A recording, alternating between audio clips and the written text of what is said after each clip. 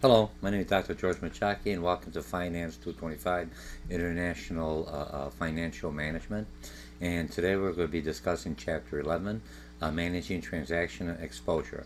So make sure you go into your book. You're taking me on an online class or a face-to-face class, and this is a supplement to our discussion either in Blackboard Course Management System or a lecture within the classroom.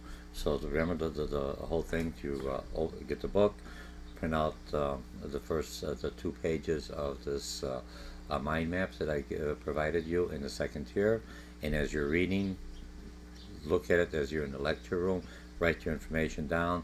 Then we're in the discussion board or in the lecture in the classroom, ask the questions, we'll discuss it, I'll have some problems, we'll walk it through, and then you go back and now you listen to this as a summarization. I'm just going to give you the main points. Stop me, look at the charts, move forward, stop me, look at the charts. What's he saying? What's it's this? What is the chart saying? Could I see it? I could point that out 50 times. Unless you have to look at it yourself and see the components and look at the chart and figure out what the chart is actually telling you, that's the only way you're going to learn, right? I could only bring you to the water. You have to learn how to drink it. I know I made that up. All right, so let's look on this. So remember, this YouTube is sometimes at Harvard College. Sign up for the course, ask for Dr. Mochocki. So they trying to pay off my student loans. With a smile here. So what you would do is, the more students take this course, is you buy the book, you understand this. Remember, you're not going to learn everything out of this. Just give you a quick overview. The book, the lecture, discussion board is where the learning happens. This is just a summarization. So what's our chapter theme? Let's go a little bit on here. And I'm going to do a little bit call-outs like this. I'm going to do a little bit different here. Our primary objective of the chapter is providing the overview of hedging techniques. Yes, transactional exposure cannot always be hedged in all cases. And I'm going to start using something like this brown as the themes and also in the summary. So it's just, you could stop it, write it out, and when you write it out in your own concept map. Write the concept map saying summary and put the arrows like you're learning here, okay? Even when it can be hedged, a firm must decide whether a hedge is feasible. Remember, it's always just the discussion, and there's no one way of one good theory or one good approach. You usually be utilizing a mixture of that.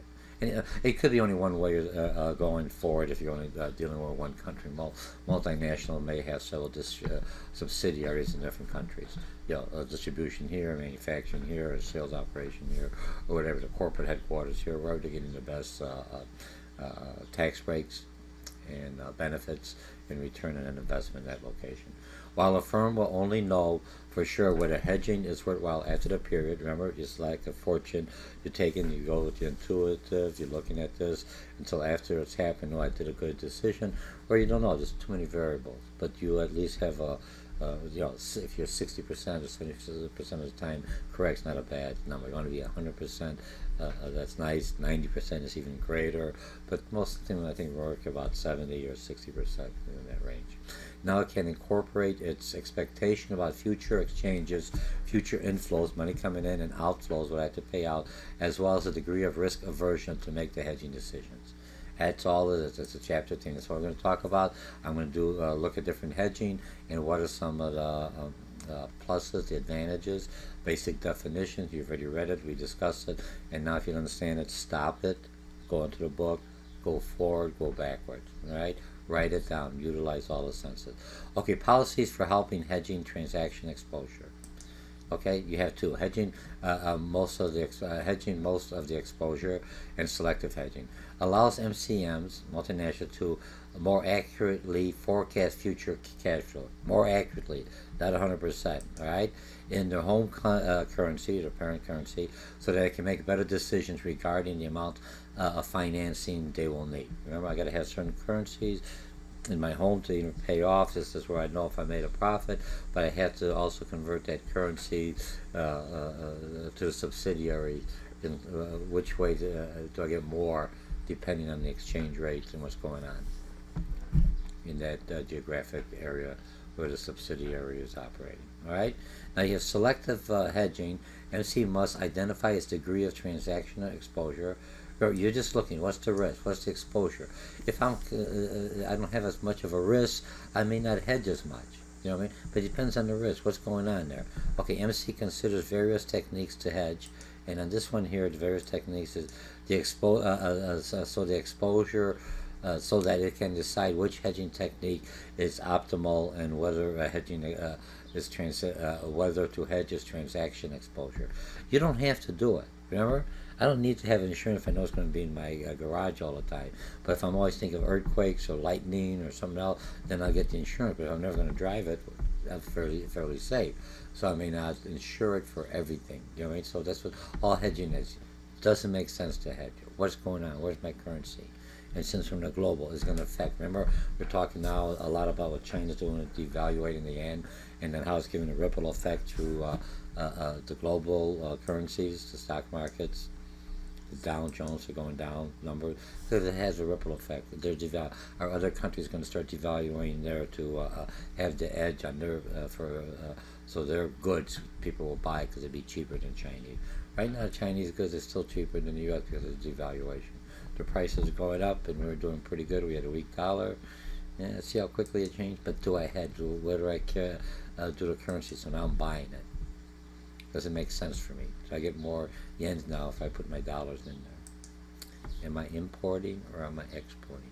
What's my strategy? What do I have? What do I have future contracts? Do I have some discounts already paid for? Or do I... those are things, you know, what's the spot rate? What's going on? Is it a short term that I can make some money? And, you know, since I have it, then I won't lose, but I know I can make a little bit more than what is there. Remember, that's what you do with the finance. You're to make money on money, but not to go take the risk because you're not a speculator. You're multinational. You want to keep that cash flow always even. So it's all. I just have enough currency to offset my outflow, my inflows, my outflow, just like a production. All right. Okay. So hedging payables. What do we have in here? I got a lot here. Let's close these off here. Okay. We could go on here. Okay, hedging payables.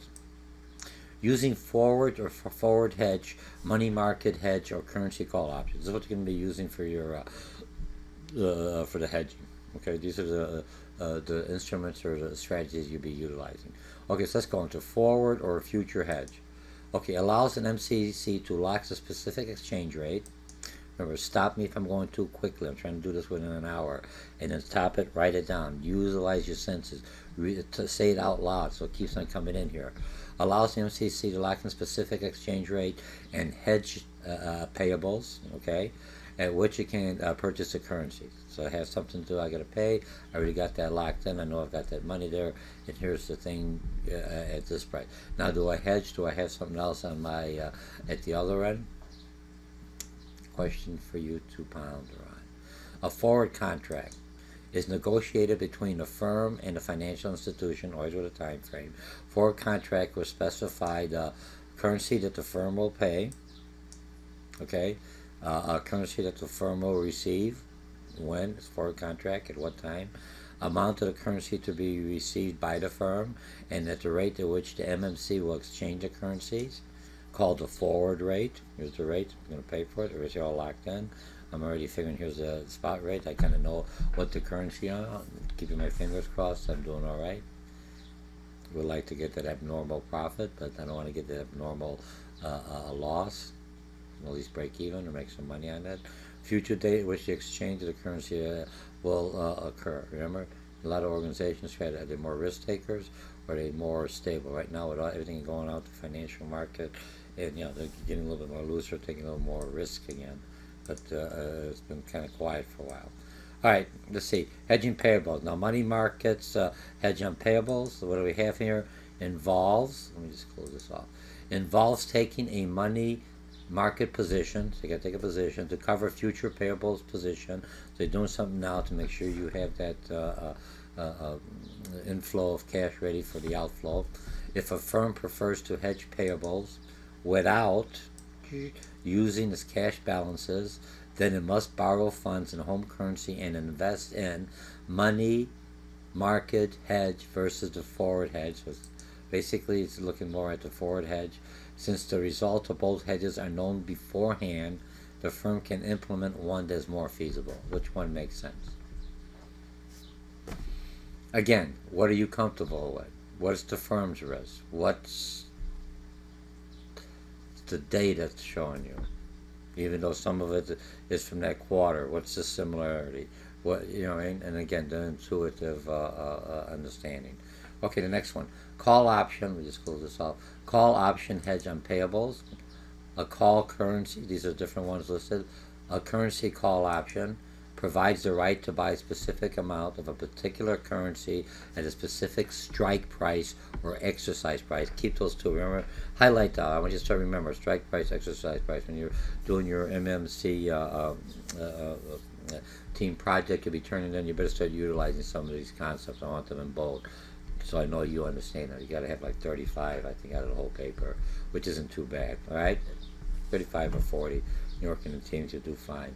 Strike price or exercise price within a given time period. Always within a given time period. Remember, terms and condition, finance, terms and condition, starts in when ends. I want to look at the quarter, when I want to improve, what I want to improve. I don't want those ratios to look. Okay, currency call option does not obligate the owner to buy currency at that price, doesn't lock it in until I say, has a flexibility to let the option expire after a certain days, let it go. It's like a bid price, I want to raise it. He doesn't want to agree with it, and obtain the currency at the existing spot rate because it's still lower when payables are due, or it hasn't changed. And I'm saying, okay, I'm just gonna leave it at that. The cost of call option based on contingency graph, and here's the exhibit. And remember, when I look at the graph, I want you to. I open it up. I have it in here. Provides an effective hedge. Okay, what's it telling me? Remember, here's the price, and here's the premium. So I got to subtract that. So it does throw me up in here, but like 18 cents, 118, right? So it kind of puts it in here. Remember, the premium is what you're paying. Think of premium insurance. When I pay my premiums, I'm paying something else to insure me. So this is what my premium, my cost is doing, guys. Okay, and then look at the premium must be at pay. Was to provide an effective hedge, and look at the amount here when I'm hedging up for the 3 cents. Okay. Right. So we have that. Okay, so let me just close this one off. Look at the graph. Remember, you can always stop it. You can always look in the book. The author does a great job explaining it. Okay, now the cost of option based on currency forecast. Again, another graph. Look at the graph. Use the currency call option. All right, I got that. Using the call options. I have to make sure my microphone's not getting some back humming on that. Use of currency call options to hedge euro payables. Exercise price is $1.20. Your premium is 3, so subtracted 117. So here's my spot rate when payables are due. Premium rate and call options. Amount paid per unit when owning call options. Okay, so that you pay the amount of total. You can read it, look at it. Say. Can incorporate forecast a spot rate. Okay, so only when I can do that. A rate is to more accurate forecast of the spot rate, to more accurate estimates of the hedging. Okay, so that took care of that. Now the next one we have on here, let me close that last one. Consideration of alternative call options. So we've had these are all different call options. Currency call options, right? Different call options on effective hedge prices, contingency, the option based on currency forecasting. So you have to have some information. The more information you have, the better alternatives you have, the better different theories, different strategies you could kind of mix and see which one works well. Okay, they'll look at it like the doctor is not really sure how to cure something, so he's giving a little bit of his own potion, for lack of better words. Okay, consideration of alternative call options is several different types of call options may be available, and they are basically with different exercise prices. Remember, terms and condition, premiums for different currency, and an expiration date. Those all you have to look at the time frame, and most is it short term or is it long term, or is it someplace in the middle? Usually we're in one extreme or the other. Whenever call option is perceived to be most desirable for hedging, a particular payable position will be analyzed so that it can be compared to other hedging techniques. And here's the exhibit, and you can look at that. Remember, just open it up It'll walk it through the different ones, forward hedge, the money market hedge, and then call options, and it'll walk you through invest.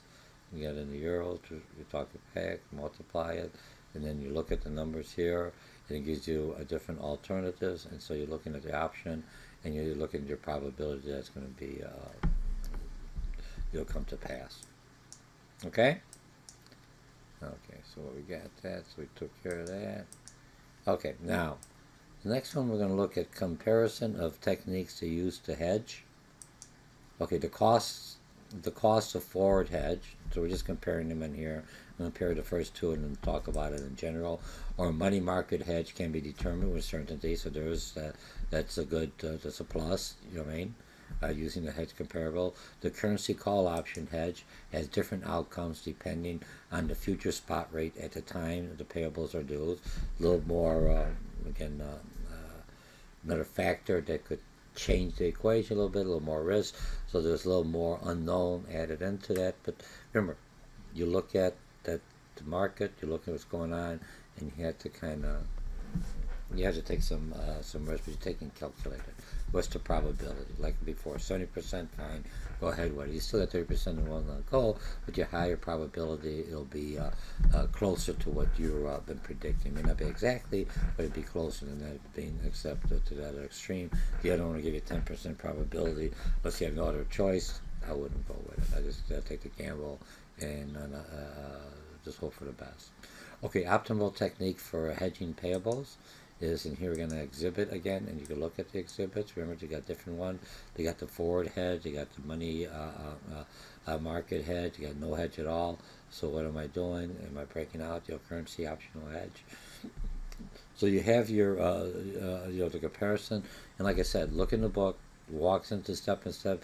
Whether future forwards are preferred, consider the desirability of the money market hedge versus futures and forward based on cost alone, what's going to cost me. Assesses the feasibility of currency call option based on estimate cash flows. Okay? All right. Now, choose optional hedge versus no hedge for payables. Even when an MMC knows what its future payables will be, it may decide not to hedge in some cases. You still have to make it. Sometimes, but all the numbers are showing it. I said something there. Remember, some people are real good at that.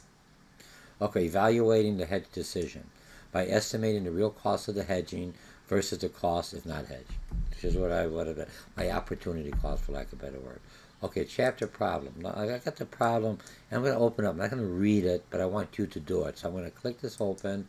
So what I want you to do now, just go like this, stop the video, read it in your own mind. Go, assume the enhancement of payable to the interest rate 150, suggest how U.S. firm can implement the money market.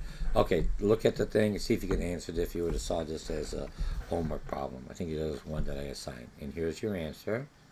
Again, the answer to pesos is computed as MXP, the interest rate into the Mexican peso bank, earning over 7%, you have the answer. Stop it, look at it, read it, and then go back. Okay, now I understand what's going on. Now I see what's going on. Okay? Are we good? All right. Let's throw that in there. Okay, let's go on to the next one, chapter, section 3. Oops, we got a lot here also. A lot of information, class. But you're doing well here. I'm proud of you. Okay, another problem. Okay, let's look at this one. We'll just close this off. What are we going to be talking about? We're going to be talking about today hedging exposure to receivable. I'm hedging it, exposure. How do I minimize this risk management? Just to understand what my risk or my exposure is. Once I understand that, I still have to go to it, but I may feel better with certain factors not being present in others. Okay, so forwards or future hedge allows the MMC, let me just open this up, to lock an exchange rate at which it can sell a specific currency. Now I've got two different problems looking at the forward, and I got one exchange rate. Here's the one, hedging with the future.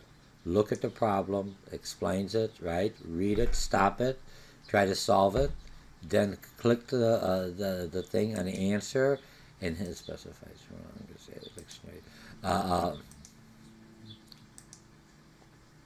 Look at the answer, read it, and say, okay, now I understand it. I had the problem. Here's how I'd respond to it. The firm is locked in the exchange rate. It'll change the dollar. Sometimes you're not going to have the dollar amount when you're going to have some of the questions on your exam. It's going to be, here's the strategy. What's going to happen without any dollars? So that's all they're doing. Here's what I'm doing. I'm not even talking about a dollar. I'm just saying what is transpiring in that transaction. Okay. Next problem I have, hedging forward contracts, explain, and here's, hedging Canadian dollars. It's just a question, and now you have to respond and answer. You can respond to questions, or, I just want to make sure you understand it. This corporation here to sell ringgit, the currency, all right? If I'm looking at, the currency, dollars in a forward contract, okay, in Malaysian currency, all right. So you had the answer, stop it. Remember, here's the, turn that off, put your back, read it, see if you can answer it, look it up in a book, just how you learn, click it on, and you'll have it. Okay? Okay, now money market hedge on receivables. What we're going to do involves borrowing the currencies that will be received and using the receivables to pay off the loan. No problem. So that's my receivables. Okay, put, whenever I say put, I'm putting it up for sale. Putting up for sale. So think of put. Bid is buying, put is selling. Okay? So try to get that in there. If there's another terminology somehow in your mind, you have to be able to understand the difference between put and buy a bid. All right? So put, I'm selling. Definition, real quickly, definition. I'll turn this one off here. Provides the right to sell a specific amount of particular currency at a specific strike price at a specific expiration date. Okay, the cost of a put option based on the contingency graph. See if I got the graph up here. I've got the graph. An advantage, it provides an effective hedge. Okay, remember you had the cost and here's my premium. I already subtracted. Disadvantage, premium must be paid, but you're looking at different premiums. When you're looking at that, part of your term and condition was the premium. How much do I have to pay? Depends how much you need. You get a lower premium, the more advantage to you. Okay, it means more less you have to pay for that currency. Okay, cost of put sells option based on currency forecast. Again, another chart. Stop it, look at it, or look in the book. If you haven't had it, MMC can use currency forecasting to more accurately estimate the dollars cash inflows to be received when hedging with put options. All right.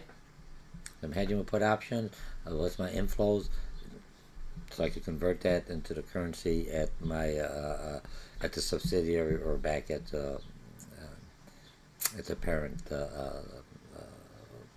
MMC. Okay. Okay. Comparisons of techniques for hedging receivables. Okay. Now I got another exhibit. Again, look at it. You could stop it, expand it, read it. Take your time. Okay. Okay, so optimal technique for hedging receivables. And here I've got the other one. Look at this one and then follow along in here. And they'll have it forward, money market, no hedge. Again, look at the numbers, what's happening. Consider whether futures are preferred. Consider desirability of money market hedges versus future forward based on costs. And assesses feasibility on a currency put option on estimated cash outflows. Okay, I got a problem. Okay, here's what it is. That should look like this. Here's the problem. And then when this one opens up, here's my...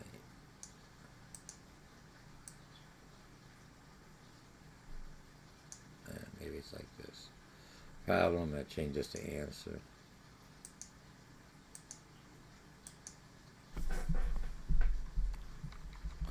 What I do is why I got this live, because I'll forget it later.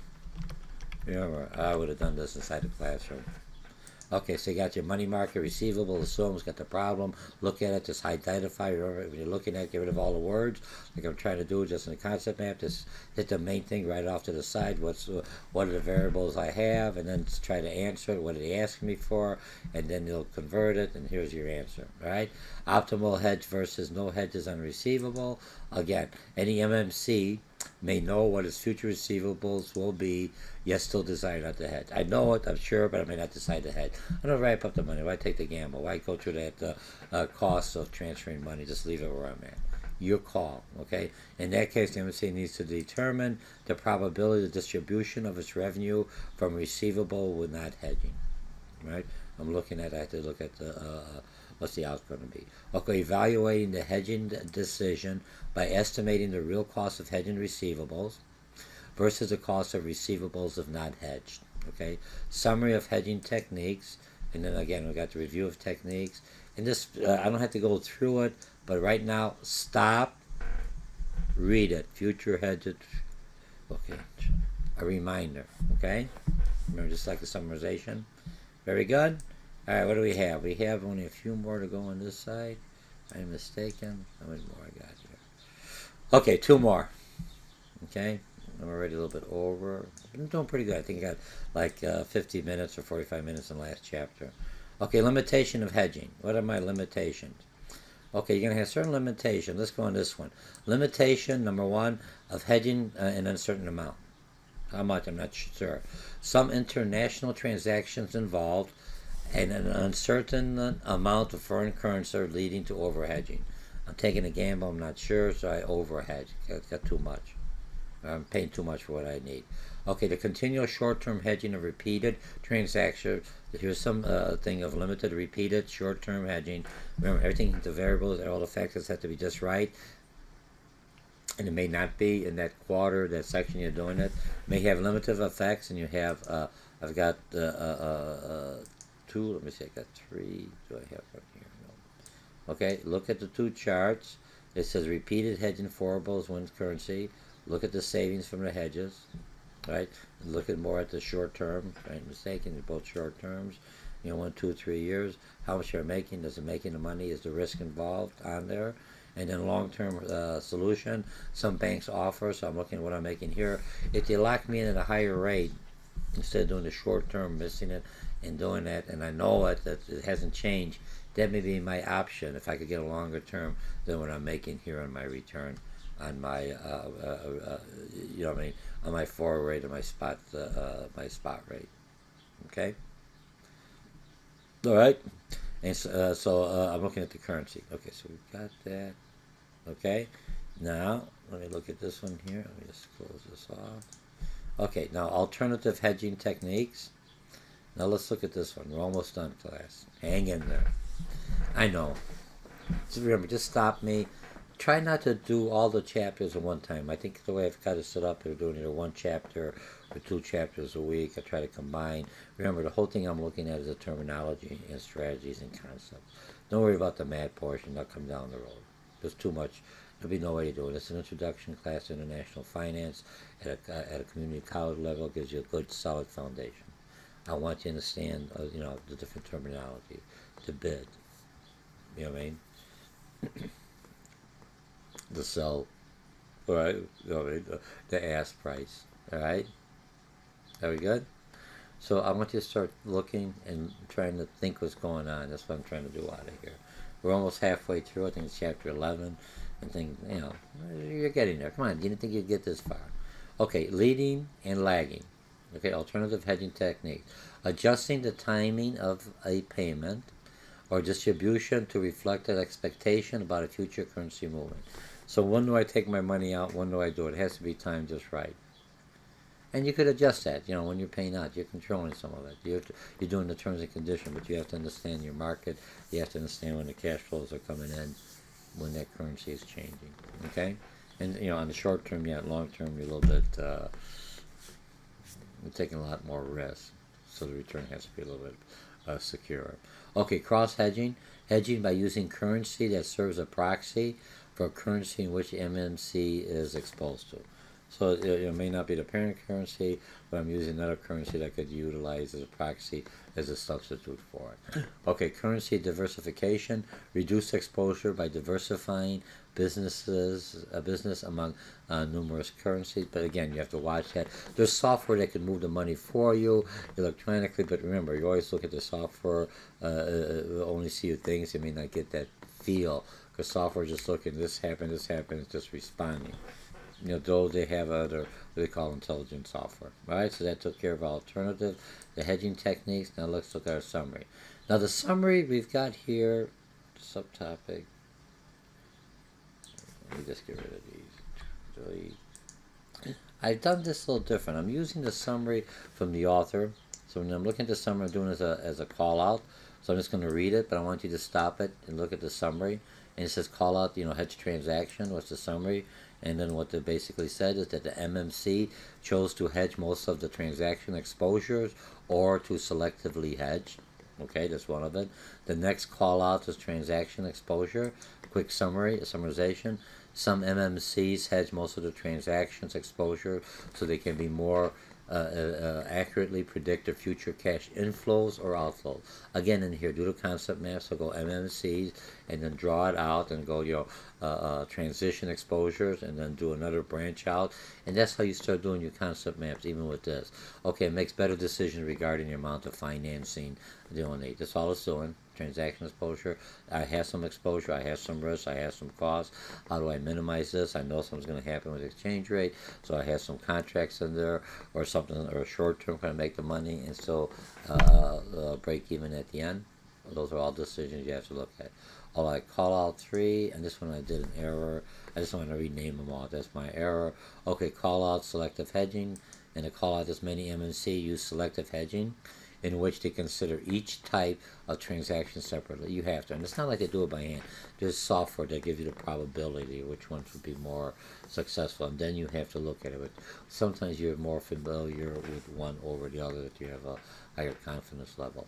Okay, call out 5 hedge payables. After a while, if you only have a few countries or subsidiaries currencies that you're utilizing, it's easier to manage because you understand it. It's when you have a multitude, it's a little bit more complex. Call out 5 hedge payable for a future contract. To hedge payables, a future or a forward contract in foreign currency can be purchased. Okay, so I'm just buying it in there in advance. Okay, call out for hedge. Alternatively, a money market hedge strategy can be used. In this case, MMC borrows its home currency and converts it into the proceeds into foreign currency that will be needed in the future. Just taking it and converting it now and just keeping it.